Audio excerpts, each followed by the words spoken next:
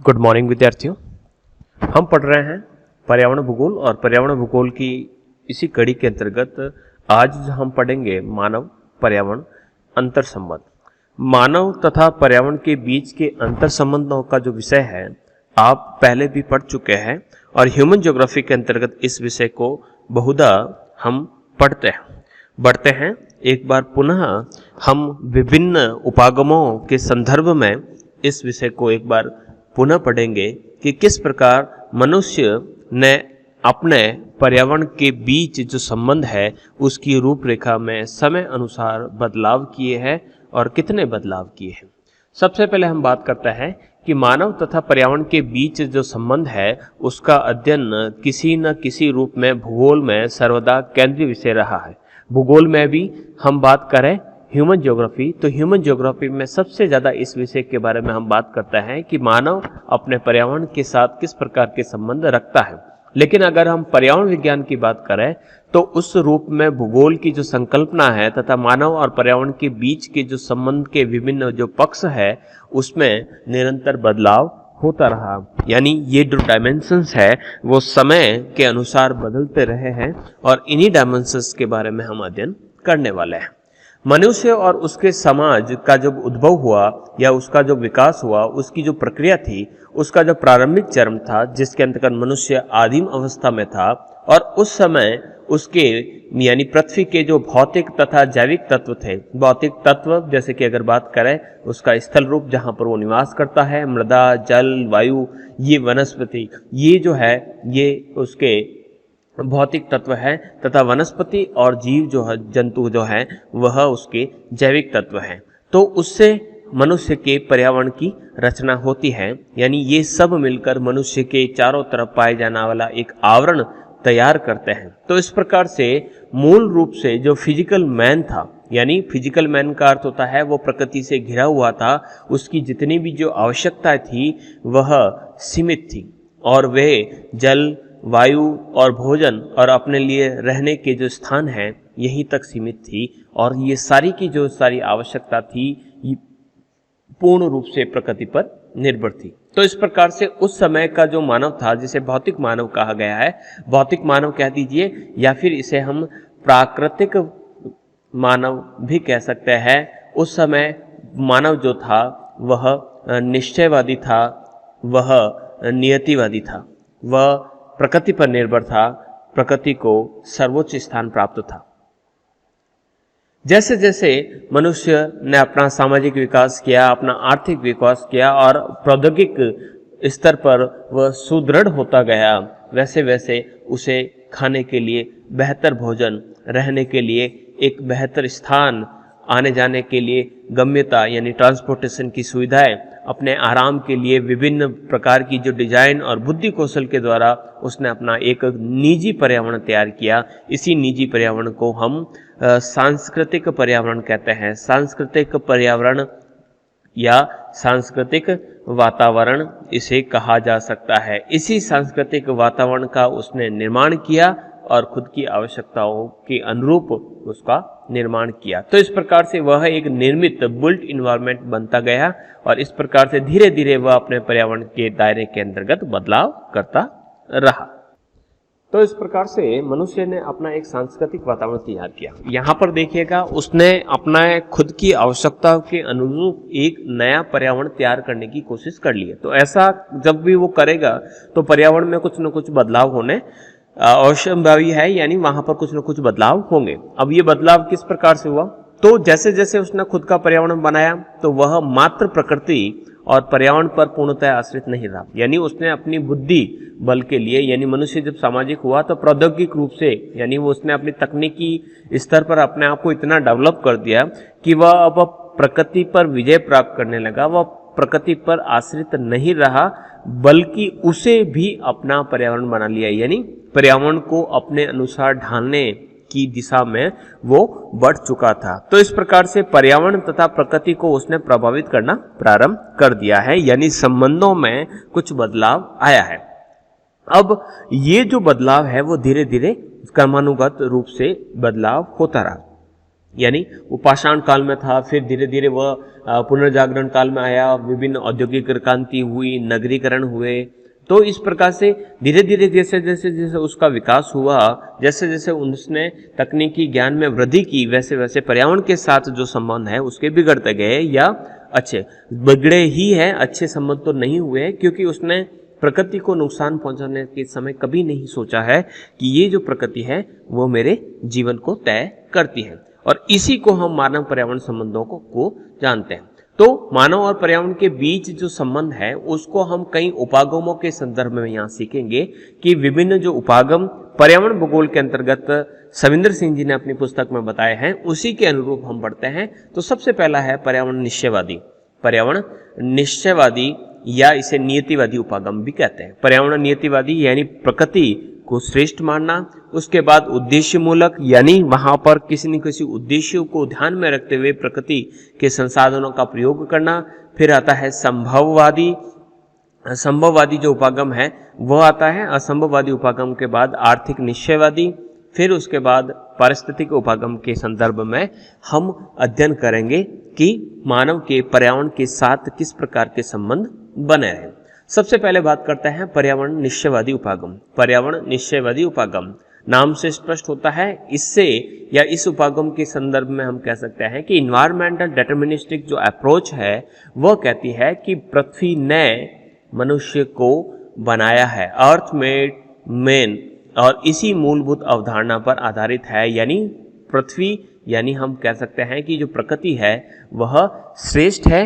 मानव का जो स्थान है इस प्रकृति में काफी गौण स्तर पर माना जा सकता है, और इसी अप्रोच के साथ यह उपागम वर्क करता है। अब ये उपागम क्या कहता है? ये कहता है कि जो मनुष्य है और मनुष्य की जितनी भी जो एक्टिविटी है वो सारे के सारे उसके पर्यावरण यानी जो भौतिक पर्यावरण है या उसकी जो प्रकृति है, जो नेचर है, उसके द्वारा संपूर्ण नियंत्रण उसी के हाथ में रहता है। ये वास्तव में नीतिवादी उपागम है, और इसी नियतिवादी उपागम के अंतर्गत मानव और पर्यावरण के बीच के जो संबंध है उसमें निश्चयवादी परिदृश्य के अनुसार मानव प्राकृतिक वातावरण के अधीन होता है। यानी मनुष्य मोम का पुतला है, प्रकृति उसे अपने अनुसार ढालती है, और इस श्रेय या इस विचारधारा को जो शुरुआत करने का जो श्रेय जाता है वो जाता है रेडजेल को। रेडजेल और उसकी जो शिष्या थी रेडजेल की जो पुस्तक थी जिसका नाम था एंथ्रोपोजियोग्राफी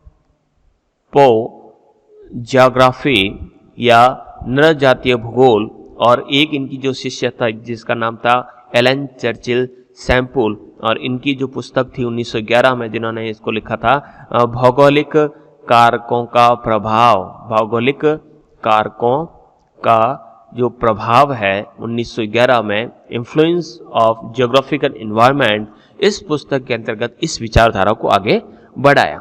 और किस प्रकार से बढ़ाया? क्योंकि मानव जीवन के सभी पक्ष, जैसे कि हम मानव के स्वास्थ्य की बात करें, मानव के सुख और उसके आराम की बात करें, उसकी समाज, उसके आर्थिक गतिविधियां, उसकी राजनीतिक गतिविधियां, नैतिक गतिविधियां, सौंदर्य पक्ष, ये सभी हमारे पर्यावरण पर आश्रित होते हैं, बल्कि उसके प्रभावित भी होते हैं और उससे नियंत्रित भी होते हैं। यानी मनुष्य का हर जो क्रियाकलाप वो करता है अपने जीवन काल में, वह सभी प्रकृति द्वारा निर्धारित होते हैं, और प्रकृति ही उसमें बदलाव करती है। कि पहाड़ों पर रहने वाले व्यक्ति का उदाहरण के तौर पर देखें कि उनका खान पान क्या होगा, वह किस प्रकार के कपड़े पहनेगा, किस प्रकार की आर्थिक क्रियाएं करेगा, ये सब डिपेंड करता है कि वहाँ की क्लाइमेट किस प्रकार की है, वहाँ का उच्चावच किस प्रकार का है, वहाँ पर पाए जाने वाले जलाशय वगैरह किस प्रकार के पाए जाते हैं। यानी प्रकृति का जो प्रभाव है वो मानव पर देखा जा सकता है। तो इस अप्रोच के जो संकल्पना है उसकी जो शुरुआत हमने कहा कि जो रेडजेल के द्वारा की गई 1910 में, इसको काफी ज्यादा बल प्राप्त हुआ। तब रेडजेल था और एक थी एलन चर्चिल सैम्पुल जो रेडजेल की शिष्या थी। इन्फ्लुएंस ऑफ जियोग्राफिक एनवायरनमेंट इनकी जो पुस्तक थी उसके अंतर्गत वो कहती है कि मनुष्य जो है वो पृथ्वी तल की उपज है, man is a product of the earth surface, और इसी बिहाफ पे वो चलते हैं और कहते हैं कि मनुष्य जो है उस पर पर्यावरण का मनुष्य पर पूर्ण नियंत्रण होता है और पूर्ण प्रभाव होता है। Man is a product of earth surface, this means not merely that he is a child of the earth dust of her dust, but the earth has mothered him, fed him, set him tasks, directed to his thought, comforted him with the difficulties, and have the stagnant his body and sharp his wits, given his problems of irrigation and navigation, and sometimes the whispered hints of their solution. यानी मनुष्य जो है वह अपनी जो पृथ्वी है उसकी संतान है, उसकी धूल मात्रा है, उस पृथ्वी ने ही, उसके पर्यावरण ने उसके सामने कई डिफिकल्टी भी रखी है, तो साथ साथ ही उसकी कानों में उसकी समाधान भी बताया है।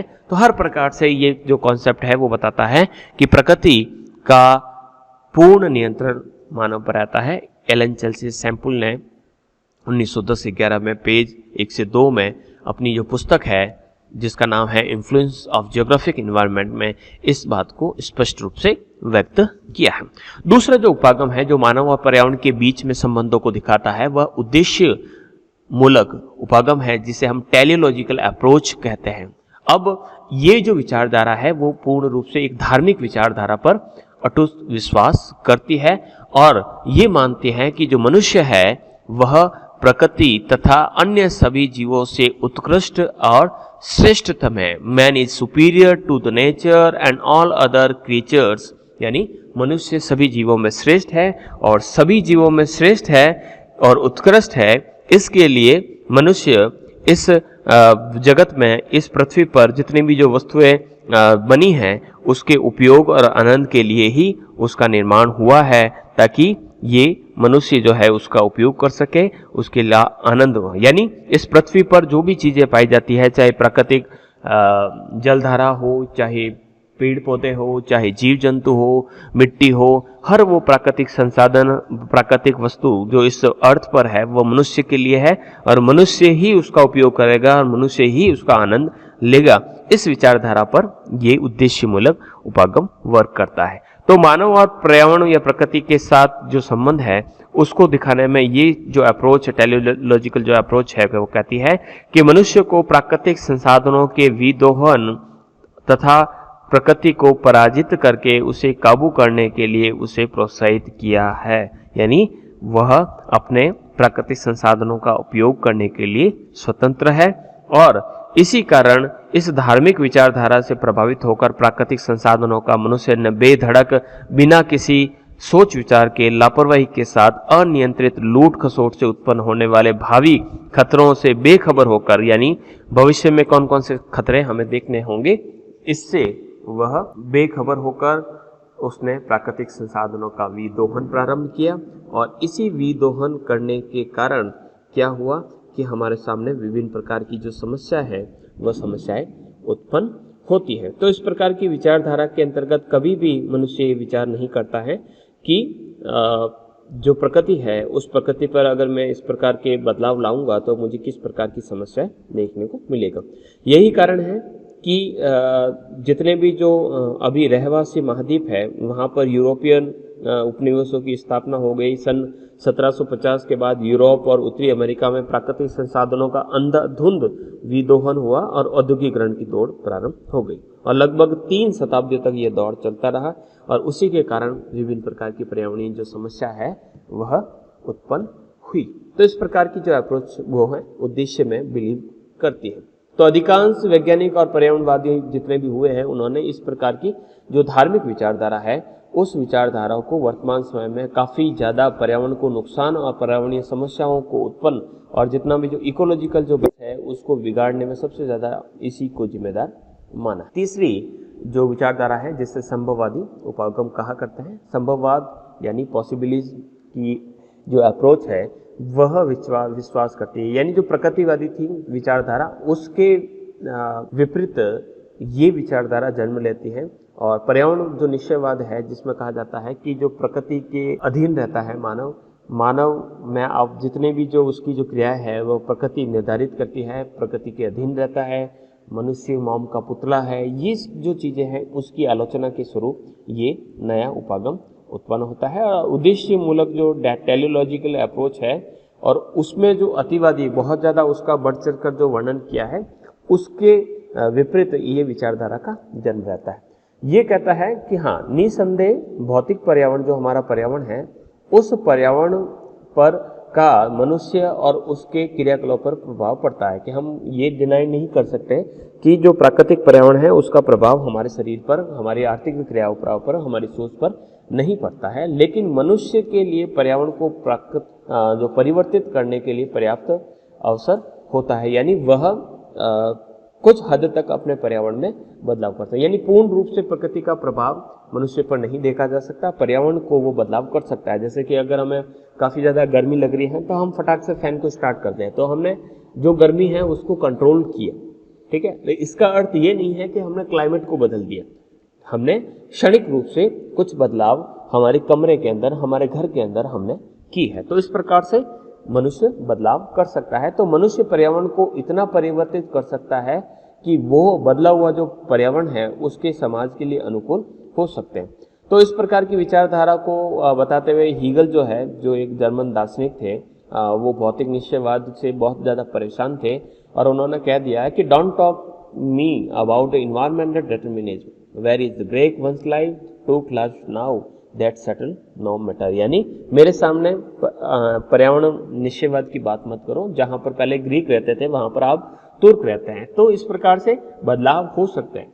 यहाँ पर कहने का अर्थ है कि जो मनुष्य अगर निश्चयवादी होता तो जहाँ पर ग्रीक थे वहाँ पर तुर्क नहीं रहते, वह अपने स्थान नहीं बदलते। यानी मनुष्य के अंदर वो शक्तिशाली है कि वह किसी भी वातावरण के अंतर्गत अपने आप को एडजस्ट कर सकता है। इसका मतलब वो है पॉसिबिलिटीज है, यानी हमारे सामने बहुत सारी पॉसिबिलिटीज रहती हैं और उस पॉसिबिलिटीज में से जो सर्वोत्तम है उसको हम सेलेक्ट कर सकते हैं। तो इस प्रकार से जो विडाल डी ब्लांस है, और एक नाम आपने सुना होगा जीन ब्रून्स, कुछ अमेरिकन विद्वान जिसमें ईसा बॉमन है, कॉल सेवर है, तो इन्होंने इस स्कूल की स्थापना की और ये बताया कि देयर इज नो नेसेसिटी, यानी लुशियन फेब्रे, संभववाद के बारे में हमने सेकेंड ईयर के अंदर पढ़ा था कि लुशियन फेब्रे ने इस बात को कहा है कि there is no necessities but everywhere possibilities. Man as a matter of these possibilities is the judge of their use. यानी कहीं पर भी व्यवस्थाएं या अनिवार्यताएं नहीं होती हैं, सब जगह संभावनाएं होती है और मनुष्य इन संभावनाओं का स्वामी है। और जब स्वामी है तो इस संभावनाओं का उपयोग करने के लिए वह स्वयं निर्णायक होता है कि मुझे कहाँ पर कौन सा काम करना है। तो संभववादियों ने यह विचार किया था कि जो मनुष्य प्रकृति को पूर्ण रूप से पालतू बनाकर उसे वश में नहीं रख सकता, वह सदैव विजेता नहीं होता है। वह घोर निश्चयवादियों की जो शब्दावली थी, उनकी जो शब्दावलियाँ थी, यानी सामान्य और नरम शब्दावलियों का उन्होंने प्रयोग किया। यानी इन्होंने नियंत्रण के स्थान पर प्रभाव, ये इनका मोटो था, नियंत्रण के स्थान पर उन्होंने प्रभाव शब्द का प्रयोग किया कि प्रकृति का नियंत्रण नहीं होता है, प्रकृति का जो है वो प्रभाव रहता है। इसी के बाद उन्होंने प्रभाव के स्थान पर एक और शब्द अनुक्रिया शब्द को जोड़ा, या अनुक्रिया का अर्थ होता है, यहाँ पर हम समायोजन से ले सकते हैं कि जो मनुष्य है या जो वो अपने पर्यावरण के अंतर्गत रहता है वो समायोजन करता है। इसी प्रकार से जी टैंथम नाम के भी व्यक्ति हुए और उन्होंने भी अपने विचार इस संदर्भ में रखे हैं। और वह क्या कहते हैं कि maxim should not be conquest और not submission to but cooperation with the nature.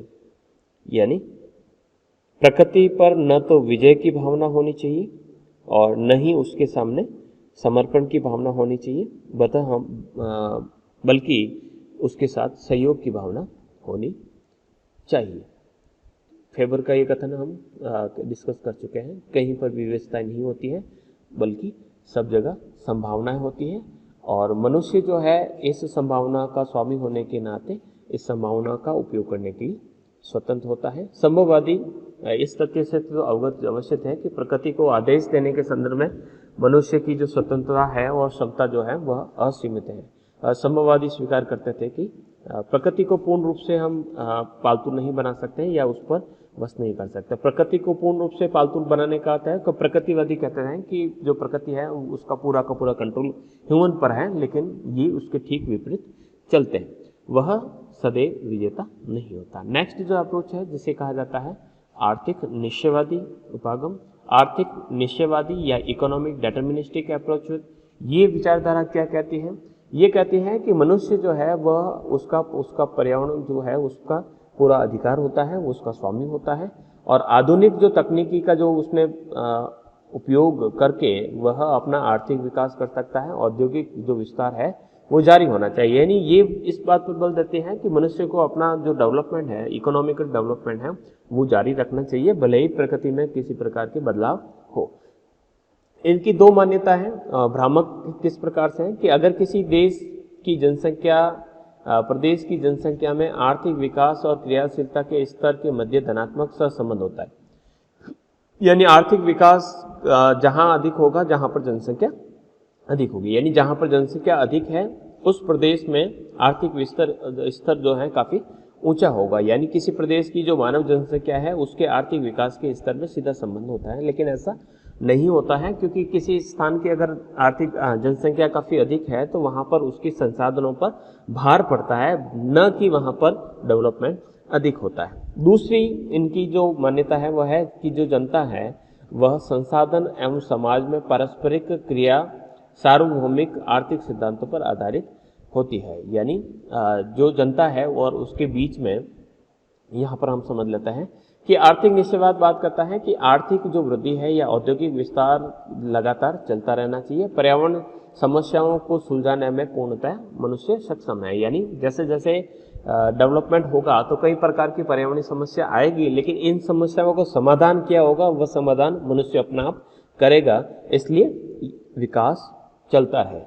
फिर विश्व स्तर पर विभिन्न देशों की जो मानव जनसंख्या है और उसके विकास स्तरों को देखा जाए तो उपयुक्त मान्यता हमें पूर्ण गलत लगती है। क्यों? क्योंकि जहां पर जनसंख्या अधिक होगी तो वह देश काफी गरीब और पिछड़े हुए आपको नजर आएंगे।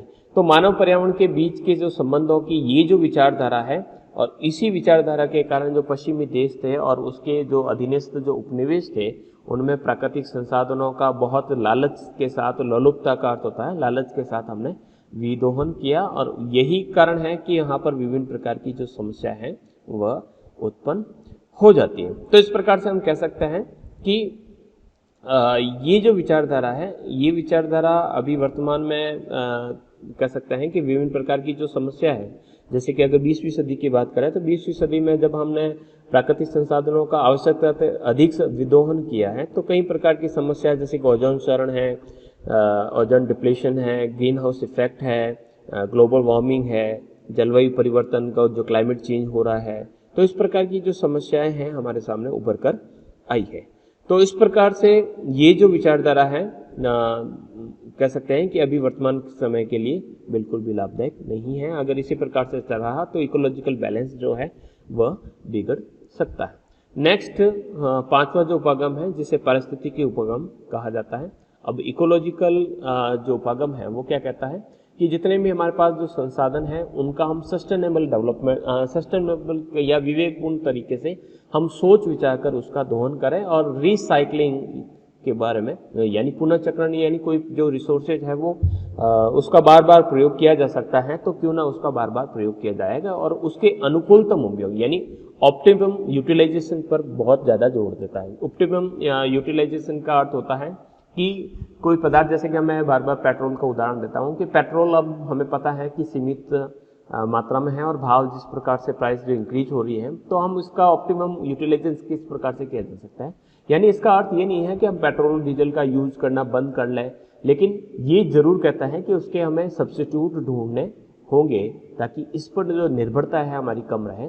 दूसरा, हमारी जो टेक्नोलॉजी है उसमें हमें कुछ बदलाव करने होंगे कि जो 110-112 रुपए पर लीटर का जो पेट्रोल मिल रहा है, तो उससे अगर हमारा व्हीकल अगर 4 व्हीलर है तो अगर 20 या 18-20 का एवरेज दे रहा है तो क्यों ना वह 30 का एवरेज दे या 40-50 का एवरेज दे। तो हमें कुछ टेक्नोलॉजी के अंदर मोटरसाइकिल या जहाँ पर भी इसका उपयोग होता है तो वहाँ पर हमें इस प्रकार की टेक्नोलॉजी में सुधार करना होगा। यही उसका ऑप्टिमम यूटिलाइजेशन है। प्राकृतिक संसाधनों के उपयोग करते समय हम कुछ बातों का ध्यान रखने का ये उपागम कहता है। ये कहता है कि पर्यावरण जो है एक बंद तंत्र है। बंद तंत्र का अर्थ होता है कि एक सिस्टम, एक बंद तंत्र का अर्थ होता है कि इसके जितने भी जो कंपोनेंट्स हैं वो एक इस प्रकार से सिस्टम में वर्क करता है, और इस बंद तंत्र को ध्यान में रखते हुए ये हमें ध्यान में रखना है कि जो प्राकृतिक संसाधन वगैरह है जो बहुत सीमित मात्रा में है, और इस प्रकार के जो संसाधनों के निर्माण की जो प्रक्रिया है वो काफ़ी धीरे धीरे चलती है। इसके निर्माण में हमें लाखों करोड़ों वर्ष लगते हैं, तो इसी प्रकार से हमें इसका यूज करना चाहिए। साथ ही साथ भी ये अप्रोच कहते हैं कि जो प्राकृतिक संसाधन है वो प्रकृति द्वारा दिया गया एक मुफ्त उपहार है, तो इसका उपहार है, इसका मतलब नहीं है कि बार बार मिलता रहेगा, तो इसका जो उपभोग है, इसका कंजप्शन है, हमें समझ और बूझ के साथ करना चाहिए। तो इस प्रकार से ये विचारधारा या जो ये पारिस्थितिकी जो उपागम है वह हमें कहता है, यानी किसी भी राष्ट्र की जो राजनीतिक या सामाजिक या आर्थिक जो स्थिरता है वह उसके पर्यावरणीय और पारिस्थितिक स्थिरता पर निर्भर करता है। यानी खनिज संसाधनों के खनन, उसकी प्रोसेसिंग के समय भारी मात्रा में जो वेस्ट मटेरियल निकलता है उससे हमारा पर्यावरण का डिग्रेडेशन होता है, अवनयन होता है। तो हमें संपोषणीय विकास या संपोषणीय समाज यानी सस्टेनेबल डेवलपमेंट तथा सस्टेनेबल सोसाइटी की प्राप्ति के लिए संपोषणीय पर्यावरण का होना आवश्यक है, यानी सोच विचार कर हम पर्यावरण के साधनों का प्रयोग करें। तो विभिन्न जो पर्यावरणीय समस्याओं के बहुआयामी यानी मल्टी डायमेंशनल पक्षों को ध्यान में रखते हुए मानव पर्यावरण संबंधों और उससे संबंधित विवादों पर हमें विचार करना चाहिए। यानी पर्यावरण समस्याओं कई कारणों के प्रतिकूल के रूप में हमारे सामने आती है, और इस अप्रोच को अपनाते हुए हमें मानव और पर्यावरण के बीच सहयोग की भावना को विकसित करना है, न कि शत्रुता। यानी परस्पर सहयोग की भावना को बढ़ाते हुए हमें मानव और पर्यावरण के बीच जो संबंध है उसकी में प्रगाढ़ता लानी है, और इसी से हमारा पर्यावरण सुधर सकता है। तो ये तो था विभिन्न उपागम, और इन्हीं 5 उपागमों के संदर्भ में, यानी ये जो 5 उपागम हमने पढ़े हैं, इस 5 उपागमों के माध्यम से हम ये समझ सकते हैं कि मानव और पर्यावरण के बीच, जैसे कि हमने सबसे पहले पर्यावरण निश्चयवादी उपागम पढ़ा, फिर उद्देश्य मूलक यानी टेलियोलॉजिकल उपागम, फिर अब संभववादी उपागम, फिर आर्थिक निश्चयवादी उपागम, और 5वां जो पढ़ा हमने पारिस्थितिकी का उपागम पढ़ा। अब शॉर्ट में थोड़ा सा समझ लेता है कि मानव पर्यावरण के संबंधों का ऐतिहासिक परिवेश किस प्रकार से रहा। कि मानव की बात करें तो अन्य जितने भी जो प्राणी हैं उनकी तुलना में शारीरिक और मानसिक स्तर पर उसके पास टेक्नोलॉजी तो सर्वाधिक विकसित प्राणी है, तो प्राकृतिक पर्यावरण को वह बड़े स्तर पर परिवर्तित करता है, अपने अनुकूल उसमें मॉडिफिकेशन भी लाता है, चेंजेस भी लाता है। तो मानव और पर्यावरण के बीच के जो संबंध है वह बिगड़ते रहते हैं। उसके पीछे मुख्य जो कारण है वह है प्रौद्योगिकी, यानी जहाँ जहाँ पर हमने विकास किया है और डेवलपमेंट करेंगे तो प्रकृति पर कुछ न कुछ बदलाव आएगा। तो जो काफ़ी प्राचीन काल है वहाँ से लगाकर औद्योगिक जो काल है वहाँ तक मानव पर्यावरण के संबंधों में हमें काफ़ी ज़्यादा परिवर्तन देखने को मिलता है। तो प्रौद्योगिकी चाहे वह काफ़ी पुरानी हो चाहे नवीन समय की हो, काफ़ी ज़्यादा आधुनिक हो, पर्यावरण में किसी न किसी प्रकार का परिवर्तन जरूर लाती है। इसी प्रकार से मानव की धार्मिक विचारधारा, भौतिकवादी दृष्टिकोण की उसे आराम चाहिए, तो उसने भी मानव और पर्यावरण के बीच संबंधों को बिगाड़ने में अपना रोल निभाया। तो जैसे जैसे आर्थिक जो मानव है उसने अपनी प्रौद्योगिकी और भौतिकवादी जो दृष्टिकोण है उसके साथ अपना विकास किया है, तो प्रौद्योगिक मानव ने अपने जो स्वार्थ है उसकी पूर्ति के लिए प्राकृतिक पर्यावरण में बड़े स्तर पर बदलाव लिए हैं, उसको कुप्रभावित किए हैं, और ये लगातार कार्य चलता रहता है। तो उसके कारण मानव जो समुदाय है या जो मानव जो अस्तित्व है धीरे धीरे खतरे में पहुंच चुका है। तो ये जो संबंध है ये निरंतर बदलते रहे। तो अगर हम इसके ऐतिहासिक दृष्टिकोण पर ध्यान दें तो हम पाएंगे कि मानव और पर्यावरण के बीच जो मित्रवत संबंध थे वह अभी शत्रुतापूर्ण संबंध में बदल चुके। मित्रता कब थे? तो जब मनुष्य जो था वह नियतिवादी था, निश्चयवादी था या नियतिवादी था या पर्यावरणवादी था। शत्रुतावादी कब हो गए? जब वो संभववादी हो गया, वह पर्यावरण में बदलाव लाने की ओर बढ़ चुका था। तो इस प्रकार से प्रौद्योगिक मानव और प्राकृतिक पर्यावरण के बीच जो संबंध है वह निरंतर बदलते रहे हैं, और उससे यहाँ पर पर्यावरणीय समस्याएं उत्पन्न हुई है, क्योंकि जो हमारा जो इकोसिस्टम है, नेचुरल इकोसिस्टम है, वो बाह्य परिवर्तनों को झेलने में उसकी जो क्षमता होती है वह खुद यानी उसकी सेल्फ क्लीनिंग सिस्टम होता है, सेल्फ एडजस्टमेंट क्षमता होती है, तब तक वो ठीक है। लेकिन उससे अधिक जब ज़्यादा परिवर्तन आते हैं तो उसका जो स्वयं नियंत्रक नियामक प्रक्रिया यानी सेल्फ रेगुलेटरी जो मैकेनिज्म है वह उसकी क्षमता से अधिक जब उसके अंदर दबाव आता है तो उस समय पर्यावरण अवनमन प्रारंभ हो जाता है और कई प्रकार की पर्यावरणीय समस्याएं उत्पन्न होती है। यही कारण है कि मनुष्य के सामने बहुत सारी पर्यावरणीय समस्याएं मनुष्य को मारने के लिए, निगलने के लिए मुंह बाएं खोले खड़ी हुई पड़ी है। तो चाहे कोरोना ले लीजिए, चाहे भूस्खलन ले लीजिए, चाहे फ्लड को ले लीजिए या फिर जंगल की आग ले लीजिए, तो ये सारी समस्या क्या है, ये मनुष्य के सामने इसी कारण मनुष्य द्वारा प्रकृति में किए जाने बदलावों के कारण इस प्रकार की समस्याएं उत्पन्न हुई है। तो इसके 4 चरणों को हम पढ़ सकते हैं। तो सबसे पहले वो आखेट काल में था, प्रकृति पर बिल्कुल निर्भर था, उसने पशुपालन और पशुचारण का कार्य किया, तो उसमें थोड़ा सा उसने अपने पर्यावरण में बदलाव किया। फिर पौध पालन और कृषि काल का काल आया और अभी जो विज्ञान और तकनीकी और प्रौद्योगिकी का काल आया तो उसमें सबसे ज़्यादा ये मनुष्य में संभववादी या उद्देश्यवादी, यहाँ पर आर्थिक उद्देश्य को साथ में रखते हुए मनुष्य ने प्रकृति में बदलाव किया। तो इस प्रकार से मानव और पर्यावरण के बीच जो संबंध है इस प्रकार से निरंतर बदलते रहे। तो आज के लिए इतना ही। आई होप यहाँ तक आप सब पूरी तरीके से समझ चुके होंगे। क्लास मेरी काफ़ी बड़ी होती है लेकिन सारे के सारा पूरा का पूरा कॉन्सेप्ट अगर क्लियर न हो तब तक मैं छोटे वीडियो न बनाकर छोड़ता हूँ। वहाँ पर आपको बड़े वीडियो मिलते हैं लेकिन पूरा का पूरा कॉन्सेप्ट आपका क्लियर होता है। मिलते हैं नेक्स्ट टॉपिक के साथ। आज के लिए इतना ही। धन्यवाद।